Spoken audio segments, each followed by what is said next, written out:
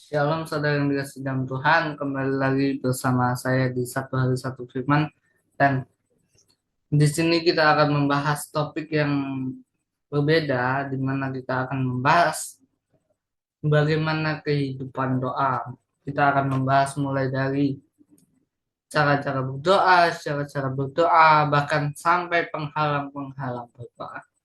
Oleh karena itu, kita akan memperhatikan sampai akhir agar kita tidak tertinggal sedikit materi sekalipun. Namun sebelum kita mulai renungan hari ini, hendaknya kita berdoa agar kita dimampukan untuk memahami dan juga melakukan setiap dari firman Tuhan. Marilah kita berdoa. Bapa di dalam kerajaan surga, Bapa yang kami sembah di dalam nama Tuhan Yesus, terima kasih Bapa. Kembali kami datang di hadirat-Mu Tuhan. Kami bersyukur Tuhan untuk setiap apa yang Engkau berikan, anugerah-anugerah-Mu, berkat-berkat-Mu sampai detik hari ini Tuhan. Kami ada di sini semua juga karena penyertaan tangan Tuhan. Bapak, sebentar kami ingin mendengar sedikit dari renungan firman-Mu. Bukalah mata hati kami Tuhan, singkapkan setiap selubung yang menghalangi kami Tuhan. Pakailah Roh Kudus yang ada di dalam kami, agar kami juga semakin memahami dan juga melakukan setiap dari firman-Firman. Jadikanlah kami sebagai saksi dan alat-Mu Tuhan, dimanapun kami berada. Hanya dalam nama Tuhan Yesus, haleluya, amin. Saudara yang dikasih dalam Tuhan, kita akan membahas tentang doa, saudara. Nah, kita akan mulai tentang istilah atau pengertian daripada doa. Menurut saudara, doa itu apa? Ada yang mengatakan doa adalah nafas kehidupan orang beriman. Itu benar. Ada juga yang mengatakan itu adalah cara berkomunikasi orang beriman atau orang percaya kepada Tuhan. Namun di sini saya akan memberikan beberapa definisi tentang apa itu doa, saudara. Doa adalah percakapan dengan Tuhan. Di sini saya garis bawahi percakapan dengan Allah, saudara. Artinya bahwa ketika kita bercakap-cakap, bersosialisasi dengan orang lain, berkomunikasi dengan orang lain, tentu itu komunikasinya doa Allah, bukan? Artinya kita tidak sedang berbicara sendiri, tetapi orang lain juga menanggapi, orang lain juga berbicara pada. Nah, pertanyaannya, apakah percakapan dengan Allah ini, saudara, sudah Anda terapkan, saudara? Anda benar-benar memahami percakapan dengan Allah? Yang namanya percakapan ada timbal balik, saudara. Jadi kita bisa simpulkan bahwa doa itu adalah cara berkomunikasi, bukan hanya kita saja yang berkomunikasi, bukan hanya kita saja yang bicara tuh, tetapi Tuhan juga berbicara kepada kita. Tuhan juga mendengar kita, bahkan menjawab setiap doa-doa. Pertanyaannya, apakah ketika kita berdoa Tuhan juga berbicara kepada kita? Nah, itu yang menjadi refleksi kita. Apakah kita sungguh-sungguh mendengarkan suara Tuhan dalam kita berdoa, atau justru kita memakai doa itu hanya sebagai rutinitas? Next.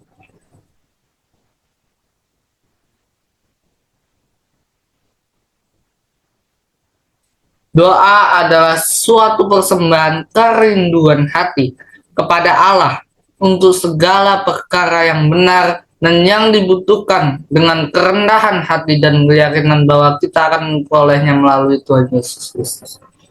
Amin. Di dalam Filipi 4 ayat 13, tentu ini bukan suatu ayat yang asing ya. Segala perkara dapat kutanggung di dalam Dia yang memberi kekuatan kepadaku. Jadi intinya, saudara, ketika kita berdoa, bahkan berdoa itu salah satu cara kita untuk intim dengan Tuhan, untuk membangun relasi, membangun hubungan dengan Tuhan.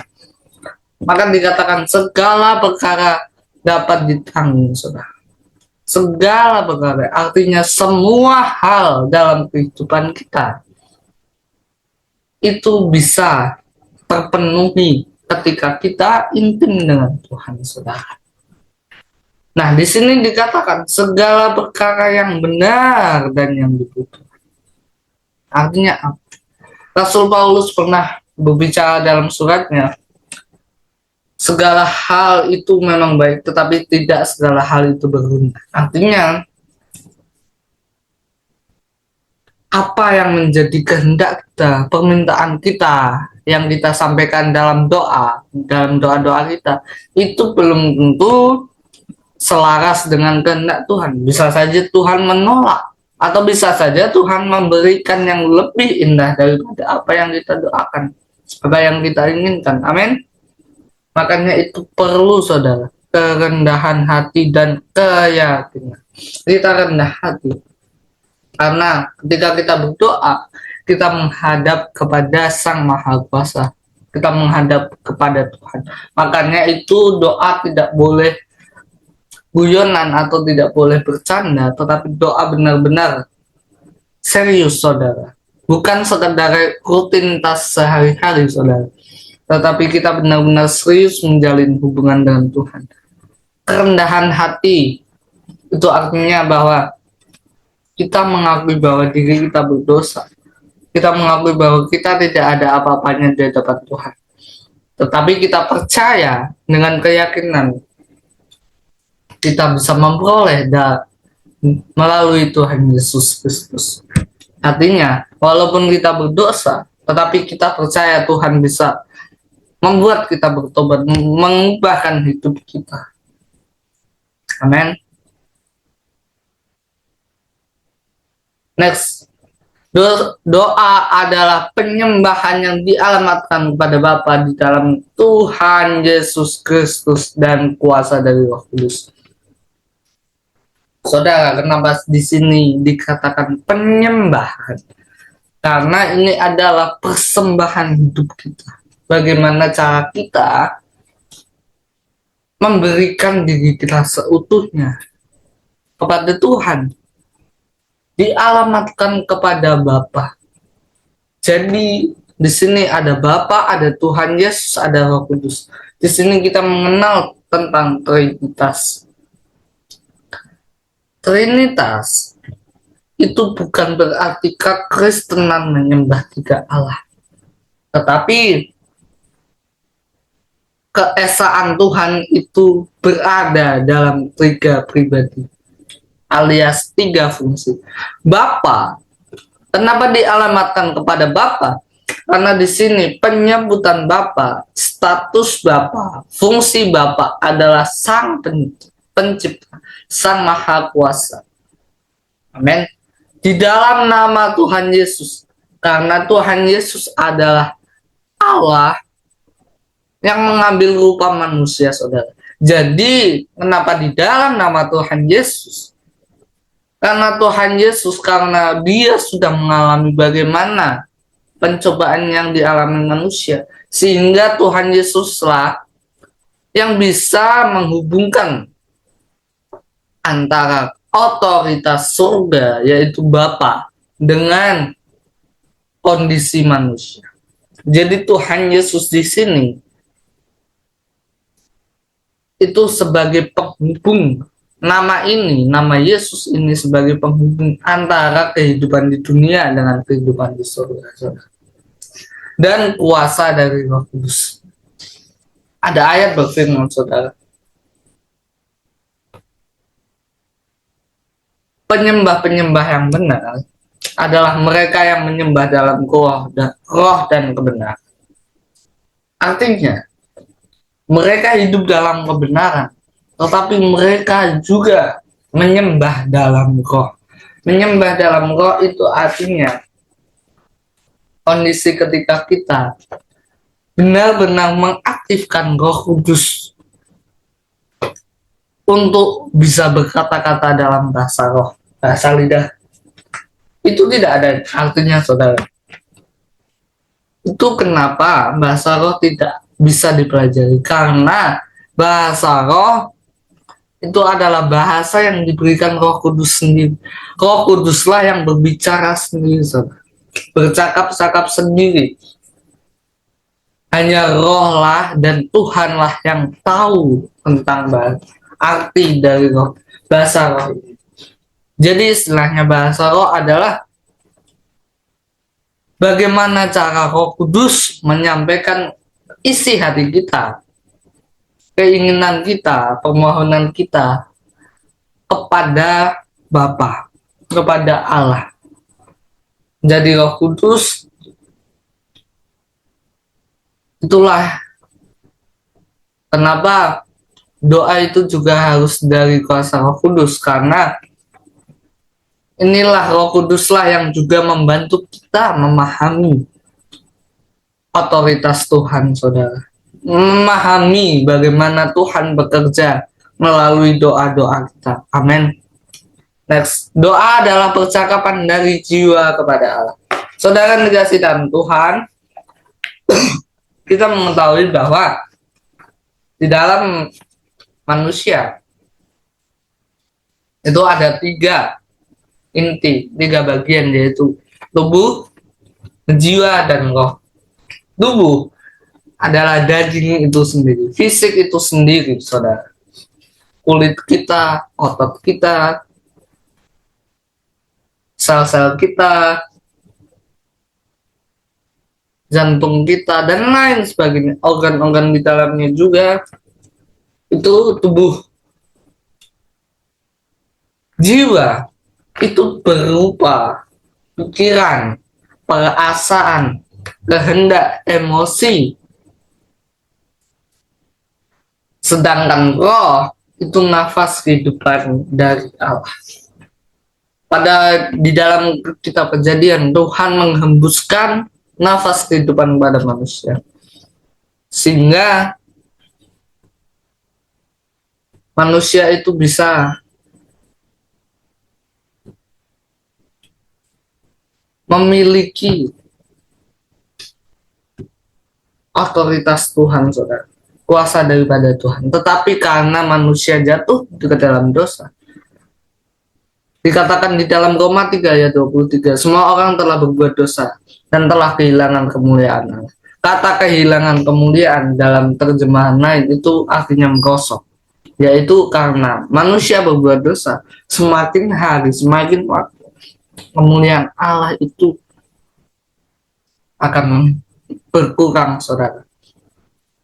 Itu artinya semakin kita menjauh daripada Tuhan, semakin kita tidak membangun keintiman dengan Tuhan, maka yang terjadi kita juga semakin tidak merasakan hadirat Tuhan, tidak bisa merasakan kuasa Tuhan. Amen. Nah, doa adalah percakapan dari jiwa kepada Allah. Pikiran kita, overthinking kita, perasaan kita, hati nurani kita, kehendak kita, emosi kita. Itulah kenapa doa itu bisa diekspresikan, bahkan perlu untuk diekspresikan, karena dengan kita mengekspresikan itu seolah-olah kita juga sedang meluapkan isi hati kita kepada Allah. Next, struktur doa. 4 bagian dalam doa. Kita mengenal dengan singkatan ACTS. Yang pertama, huruf A adalah adoration, pemujaan, pujian dan penyembahan dari jiwa kepada Allah. Kita bisa baca di Mazmur 95 ayat yang ke-6. Mazmur 95 ayat yang ke-6. Masuklah, marilah kita sujud menyembah, berlutut di hadapan Tuhan yang menjadikan kita. Amin. Pemujaan itu bisa diartikan sebagai penyembahan. Bagaimana kita bisa bersyukur, bagaimana kita bisa memuji kebesaran Tuhan. Salah satunya lewat lewat roh itu sendiri, saudara. Kita mungkin ketika kita masuk hadirat Tuhan, kita bisa menangis karena betapa baiknya Tuhan. Itu masuk ke dalam pemujaan. Itu yang utama, adoration. Jadi makanya di dalam doa biasanya kita menyebutkan Bapa di dalam kerajaan surga, kami datang ke hadirat-Mu. Itu adalah bagian dari adoration, pemujaan, yaitu kita sangat bersyukur bisa masih dilayakkan untuk menyembah Tuhan, untuk datang ke hadirat Tuhan. Amin. Next, bagian C adalah confession, pengakuan, pertobatan dari semua dosa yang diketahui. Kita bisa baca di Mazmur 32 ayat yang kelima. Mazmur 32 ayat yang kelima. Demikianlah firman Tuhan. Dosaku kuberitahukan kepadamu, dan kesalahanku tidaklah kusembunyikan. Aku berkata, aku akan mengaku kepada Tuhan pelanggaran-pelanggaranku, dan Engkau mengampuni kesalahan karena dosaku. Saudara yang dikasihi dalam Tuhan, Tuhan Yesus pernah berkata kepada para murid, ampunilah jika sekiranya masih ada dosa, masih ada penghambat dalam hatimu. Tuhan Yesus juga pernah berkata, berdamailah dengan musuhmu sehingga kamu bisa menyerahkan persembahan. Itu artinya apa? Sebelum kita menyampaikan permohonan, sebelum kita menyampaikan apa isi hati kita perlu pengakuan, sudah pertobatan. Kita mengakui semua dosa-dosa, sehingga ketika kita melakukan pertobatan terlebih dahulu, dan dikatakan dalam Yohanes ya, Allah itu setia dan adil ketika kita mengakui dosa-dosa kita di hadapannya. Amin. Itu artinya ketika kita mengakui dosa kita di awal-awal doa dan Tuhan mengampuni, sehingga tidak ada belenggu atau halangan-halangan yang menghalangi doa-doa kita untuk didengar oleh Tuhan. Tuhan dalam perjanjian lama pernah berkata bahwa sesungguhnya telingaku tidak kurang mendengar dan tanganku tidak kurang panjang untuk menolong, tetapi yang menghalangi semua itu adalah dosa-dosa. Jadi pertama kita harus mengaku, kita harus bertobat, saudara, sehingga Tuhan berbelas kasih mengampuni dosa kita, dan tidak ada penghalang atau selaput-selaput yang menghalangi kita untuk bisa berkomunikasi dengan Tuhan. Yang ketiga, huruf T, ada thanksgiving, ucapan syukur, bersyukur untuk setiap hal. Filipi 4 ayat yang ke-6. Ini juga salah satu ayat yang cukup terkenal ya, saudara. Filipi 4 ayat yang ke-6. Demikianlah firman Tuhan. Bersukacitalah senantiasa dalam Tuhan. Sekali lagi kukatakan, bersukacitalah. Hendaklah kebaikan hatimu diketahui semua orang. Tuhan sudah dekat. Amin. Nah, artinya apa? Kita bersyukur, saudara. Kita bersukacita karena kita masih dilayakkan untuk mengakui dosa kita. Kita dilayakkan untuk hidup lagi, untuk kita bisa bertobat lagi. Kita bersyukur karena Tuhan masih senantiasa menyertai kita, saudara. Amin. Itu yang ketiga, ucapan syukur. Bagaimana kita bisa bersyukur karena Allah masih mengizinkan kita masuk ke dalam hadiratnya. Amin. Yang ketiga, huruf S, supplication. Nah, yang terakhir ini barulah kita bisa menyampaikan permohonan kita, termasuk doa syafaat, permintaan, petisi, dan keinginan. Kita bisa baca di 1 Timotius dua ayat yang pertama. Demikianlah firman Tuhan mengenai doa jemaat. Pertama-tama aku menasihatkan, naikkanlah permohonan, doa, syafaat, dan ucapan syukur untuk semua orang. Di sini saudara, Tuhan mau menyampaikan bahwa kalau kita berdoa, kita juga harus ingat tentang saudara kita. Intinya, kita tidak bisa berdoa untuk kesenangan diri kita sendiri atau keluarga kita. Untuk kita harus memperhatikan kondisi di luar keluarga kita seperti pemerintahan, negara, orang-orang miskin. Kita juga doakan saudara. Amin. Oke saudara, kita akan mengulangi tentang 4 bagian doa.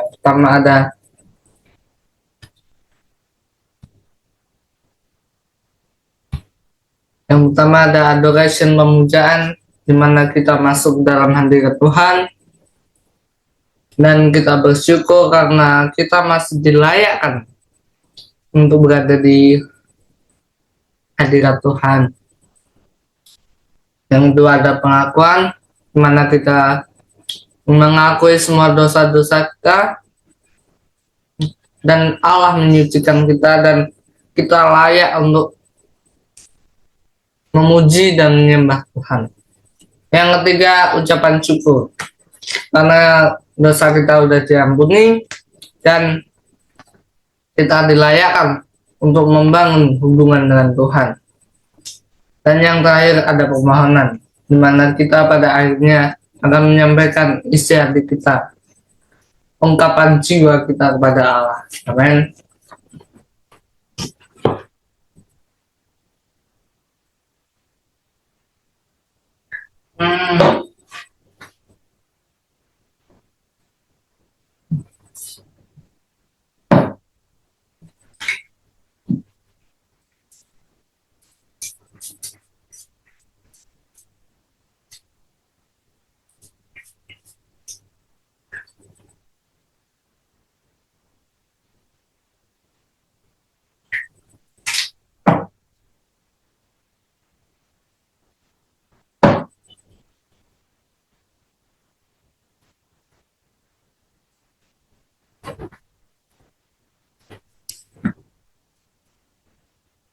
Oke, kita next. Nah, ini adalah inti daripada doa, dimana doa harus ditujukan kepada Allah Bapa. Kita bisa baca di Yohanes 16 ayat yang ke-23.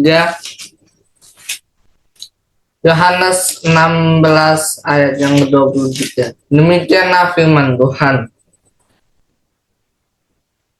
Dan pada hari itu kamu tidak akan menanyakan apa-apa kepadaku. Lalu berkata kepadamu, sesungguhnya segala sesuatu yang kamu minta kepada Bapa akan diberikannya kepada kamu dalam namaku, dalam nama Yesus. Kita akan lanjut di Kisah Para Rasul 12 ayat yang kelima. Kisah Rasul 12 ayat yang kelima. Demikianlah firman Tuhan. Demikianlah Petrus ditahan di dalam penjara, tetapi jemaat dengan tekun mendoakannya kepada Allah. Jadi di sini sentralnya, pusat dari doa itu sendiri adalah Allah, pribadi Bapa Sang Pencipta. Di dalam nama Tuhan Yesus Kristus. Di dalam Yohanes 14 ayat yang ke-13. Yohanes 14 ayat 13. Demikianlah firman Tuhan. Jika kamu minta segala sesuatu kepadaku dalam namaku, aku akan melakukannya. Jadi di sini pribadi Yesus yang dia telah mengalami bagaimana kehidupan manusia, dialah yang menjadi jembatan. Fungsi Yesus adalah sebagai jembatan untuk menghubungkan antara dunia dengan surga. melalui kuasa Roh Kudus. Kita akan baca di Efesus 6. Efesus 6 ayat yang ke-18.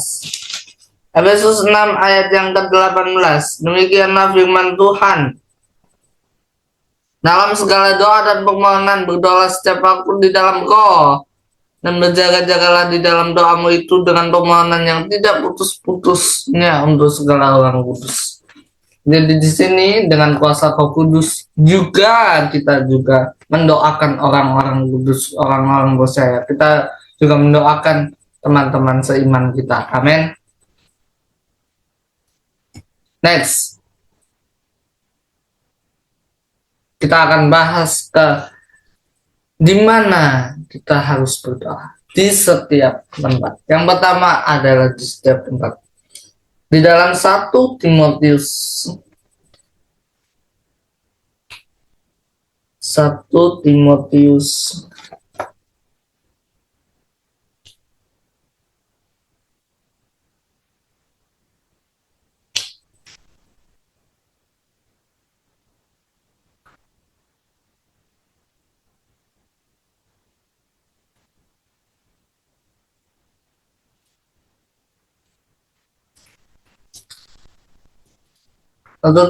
2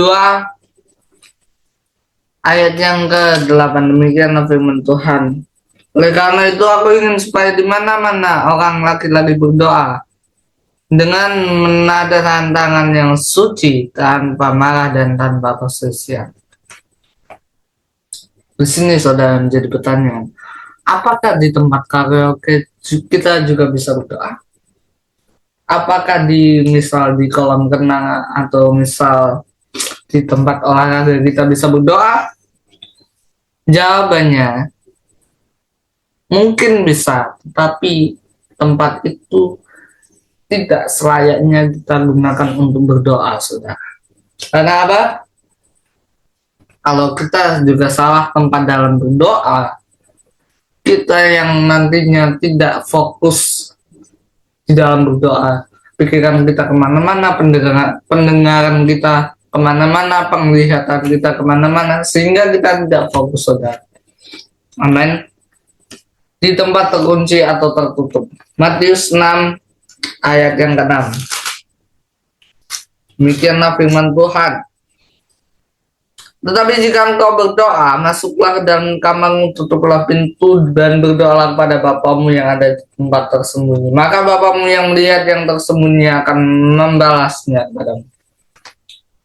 Di tempat terkunci atau tertutup ini, saudara, ini tidak harus kamar, atau tidak harus mungkin di dalam gua atau di dalam gudang, tidak. Tetapi di tempat terkunci atau tempat tertutup adalah segala tempat yang bisa kita gunakan sebagai privacy kita untuk berdoa, sehingga kita bisa fokus pada Tuhan, sehingga kita tidak terpengaruh oleh suara-suara di luar, penglihatan di luar, kita tidak terpengaruh, karena tempat itu privacy dan kita bisa berdoa dan bisa fokus.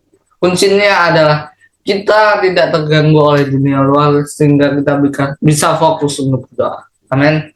Yang ketiga, di bait Allah atau gereja. Lukas 18 ayat yang ke-10. Lukas 18 ayat yang ke-10. Demikianlah firman Tuhan. Ada orang pergi ke bait Allah untuk berdoa, yang seorang adalah Farisi dan yang lain pemungut cukai. Tentu ya, bait Allah atau gereja sebagai juga pusat perkumpulan orang-orang beriman untuk beribadah, untuk berdoa, untuk bersekutu, untuk melakukan pelayanan atau kumpul secara rohani, di mana Tuhan Yesus berkata, 2-3 orang berkumpul dalam namaku, aku berada di situ. Jadi perkumpulan rohani, komunitas rohani, ibadah itu juga lah yang akan menguatkan iman kita. Dan ketika kita jarang ibadah, jarang berada di komunitas rohani, jarang kumpul secara rohani atau membahas secara rohani, iman kita tentu sangat sulit untuk berkembang, saudara. Oke, next, di mana kita berdoa? Doa pribadi kita lakukan di tempat rahasia atau tertutup, doa kelompok atau keluarga di tempat khusus, dan doa umum dalam jemaat. Nah, di sini ada pembagiannya, saudara. Ada doa pribadi, kita bisa seperti tadi yang saya sebutkan, bisa di ruangan privacy, di mana kita bisa fokus hanya kita dan Allah yang akan berkomunikasi. Doa kelompok atau keluarga di tempat khusus, misalnya mengadakan suatu doa untuk suatu kelompok atau komunitas. Nah, disitulah kita juga berdoa agar komunitas itu mungkin berkembang. Amin. Dan di doa kelompok ini tentunya kita tidak secara langsung membawa permohonan pribadi kita, tetapi lebih kepada permohonan bersama. Doa umum dalam jemaat ini konsepnya lebih luas lagi. Dan ketika kita membaca dalam jemaat, itu juga ada bagian-bagian sendiri. Ada doa pendeta, ada doa penatua, ada doa untuk teens, ada doa untuk komsel, ada doa untuk sekolah minggu. Konsepnya lebih luas lagi, saudara. Jadi tempat yang bisa kita pilih untuk berdoa, kita bisa simpulkan adalah tempat bagaimana kita bisa berkomunikasi dengan Tuhan, entah itu secara pribadi melalui ruangan privacy, entah secara berkelompok kita menyampaikan setiap ujub permohonan kita, doa-doa kita, pergumulan kita, entah itu juga dalam jemaat, saudara. Nah, oke. Nah, selanjutnya, kapan kita berdoa? Kita harus berdoa di setiap waktu, saudara. Kita bisa baca di Lukas 18. Lukas 18 ayat yang pertama. Demikianlah firman Tuhan. Yesus mengatakan suatu perumpamaan pada mereka untuk menegaskan bahwa mereka harus selalu berdoa dengan tidak jemu-jemu. Dengan tidak jemu-jemu, artinya kita jangan sungkan untuk komunikasi sama Tuhan, saudara. Jangan malu atau jangan tidak sempat. Kita harus sebanyak mungkin menyempatkan waktu kita untuk berdoa. Amin. Ada salah satu hamba Tuhan yang berbicara di dalam kampus saya. Beliau berkata bahwa banyak berdoa, banyak berkat. Dan benar, saudara. Karena berdoa adalah nafas kehidupan. Bagaimana kita cara intim dengan Tuhan. Maka banyak juga berkat. Kembali lagi Matius 6 ayat 33. Carilah dahulu kerajaan Allah dan kebenaran. Intim dahulu dengan Tuhan. Carilah dahulu Tuhan. Baru kita bisa menyelesaikan segala pergumulan kita. Amin. Next, pada pagi hari. Di dalam Mazmur 5 ayat yang keempat. Demikianlah firman Tuhan. Tuhan, pada waktu pagi engkau mendengar seruanku, pada waktu pagi aku mengatur persembahan bagimu dan aku menunggu. Saudara, kenapa doa pagi itu juga wajib dilakukan? Karena ketika kita mengawali aktivitas kita dengan firman Tuhan, dengan berdoa, dengan intim dengan Tuhan, seperti yang saya sampaikan, ketika kita sudah intim dengan Tuhan, pasti Tuhan yang akan serta.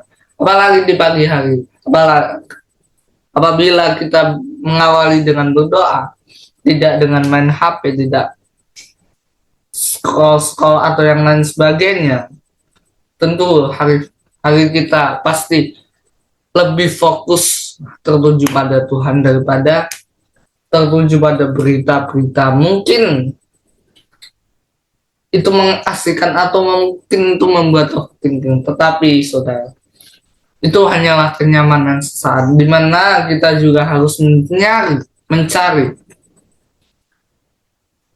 kebahagiaan sejati yang bisa kita temukan dalam diri Yesus dengan cara berdoa, dengan cara intim dengan Tuhan. Amin. Pada waktu pegang, pagi, dan tengah hari. Ini sama halnya ya saudara, di setiap waktu. Makanya di dalam gereja Katolik itu kan ada banyak doa-doa, ada doa malaikat pagi, siang, sore, dan lain sebagainya. Itu sebenarnya juga sebagai inspirasi kita dalam kekristenan bahwa kita juga perlu doa setiap saat, saudara. Dan yang masalahnya bukan tentang ritualnya atau tentang tradisi dari agama Katolik, tetapi kita memaknai doa itu sebagai hubungan dengan Tuhan. Apabila kita mau dekat dengan Tuhan, kita juga harus membangun hubungan sesering mungkin dengan Tuhan. Amin.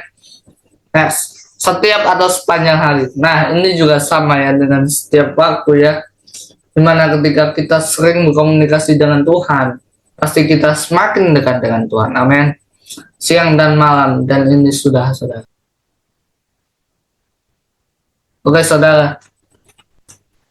Ini saya bagi menjadi beberapa part. Mungkin ini saya fokuskan dengan inti-inti dari doa sendiri, saudara. Di dalam part yang pertama ini saya lebih fokus di doa, kemudian part 2 nanti kita akan bicara tentang pokok-pokok doa, kemudian part selanjutnya mungkin kita akan berbicara tentang apa saja yang menghalangi doa dan bagaimana cara mengatasinya.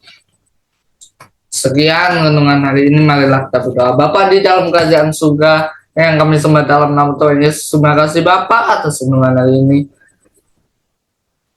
Biarlah renungan ini Tuhan menjadi terang bagi jalan-jalan kami Tuhan. Biarlah menjadi inspirasi kami agar kami semakin dekat dengan Engkau Bapa, agar kami juga semakin membangun keintiman dengan Bapa.